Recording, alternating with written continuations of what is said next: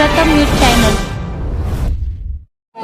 पहिलंच दीपक काय करताय यार? लोकमान्य बाळ गंगाधर टिळक यांचे पुंतू डॉक्टर दीपक टिळक यांचं दुःखद निधन झालं आणि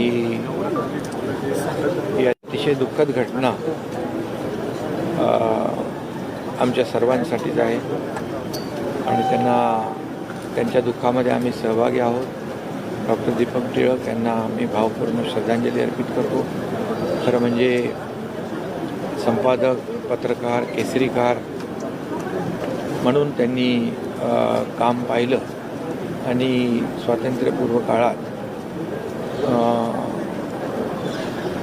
लोकमान्य बाळ गंगाधर टिळक यांनी केसरी खरं म्हणजे स्वातंत्र्यासाठी लढला, तोच वारसा टिळक परिवार पुढे नेतोय याचा अभिमान आम्हाला आहे आणि म्हणून रोहित टिळक आणि त्यांच्या परिवाराला मी भेटण्यासाठी आलो। डॉक्टर दीपक टिळक यांना पुन्हा एकदा मी भावपूर्ण श्रद्धांजली अर्पित करतो।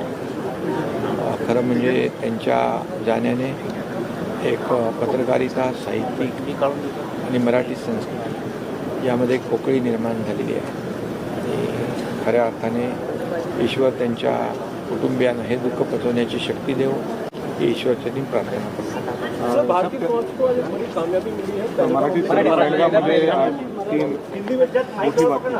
पहलगाममध्ये जे आपल्या लाडक्या बहिणींचं कुंकू पुसण्याचं पाप ज्या आतंकवाद्यांनी केलं होतं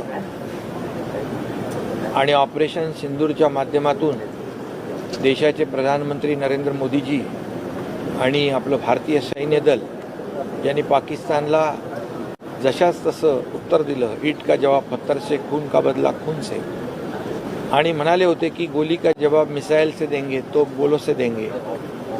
आणि खऱ्या अर्थाने पाकिस्तानला चारी मुंड्या चित करून टाकणारे आपलं भारतीय सैन्य दल यांचं अभिनंदन आम्ही त्यावेळेस केलंच आहे आणि आज सर्व तमाम भारतीयांची, भारतवासियांची इच्छा होती की जे काही ज्यांनी पहलगाममध्ये आपल्या लाडक्या बहिणींचं कुंकू पुसण्याचं पाप केलं आहे त्यांना देखील यमसदनी पाठवलं पाहिजे, ठार केलं पाहिजे। आज पहलगाममधले आतंकवादी भारतीय सैन्य दलाने मारले अशी बातमी आलेली आहे। त्याच्यामध्ये हसीम मुसा आणि इतर जे कोणी लोक आहेत त्यांना ठार केलं आहे। ही खरं म्हणजे भारतीय सैन्य दलाची अभिनंदनीय कामगिरी आहे आणि रविवारी आदरणीय देशाचे प्रधानमंत्री मोदी जी म्हणाले होते, अब किसी भी दुनिया के कोने में भारत का शत्रु जीवित नहीं रहेगा। आणि खऱ्या अर्थाने आज तमाम भारतवासियांच्या मनामधली जी खदखद होती की हे आतंकवादी मारले गेले पाहिजे आणि ते आतंकवादी आज आपल्या भारतीय सैन्याने त्यांना ठार केलं आहे। भारतीय सैन्य दलाचं जेवढं कौतुक करावं तेवढं थोडं आहे। सीमेवर लढणारे जवान आणि त्या सगळ्या लष्कराचं मनापासून मी अभिनंदन करतो।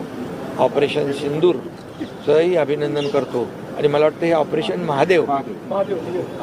महादेव आज खऱ्या अर्थाने यशस्वी झालं आणि म्हणून मी पुन्हा एकदा देशाचे प्रधानमंत्री नरेंद्र मोदीजी आणि भारतीय सैन्य दल यांचं अभिनंदन करतो।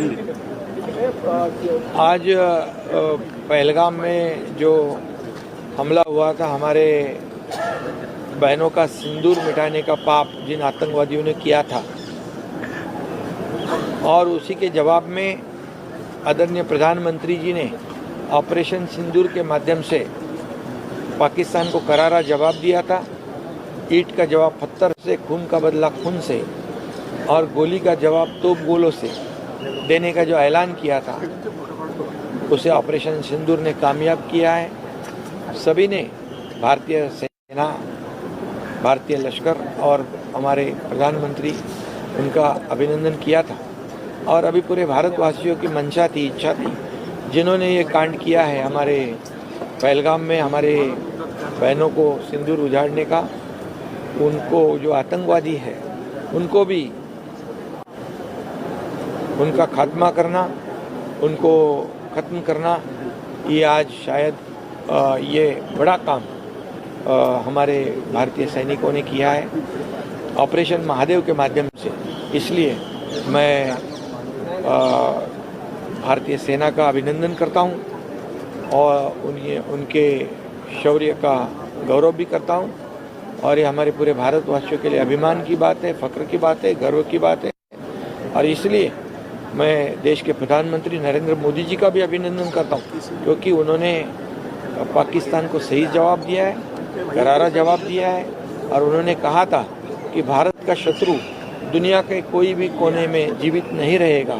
ये आज साबित हुआ है, और इसलिए भारत के ऊपर आँख उठाने की हिम्मत पाकिस्तान न करे, ऐसा करारा जवाब हमारे भारतीय सेना ने दिया है। उनका मैं फिर एक बार अभिनंदन करता हूँ। दहीहंडीबद्दल आमच्या प्रथम न्यूज चॅनलला पाहण्यासाठी लाईक, शेअर आणि सबस्क्राईब करा।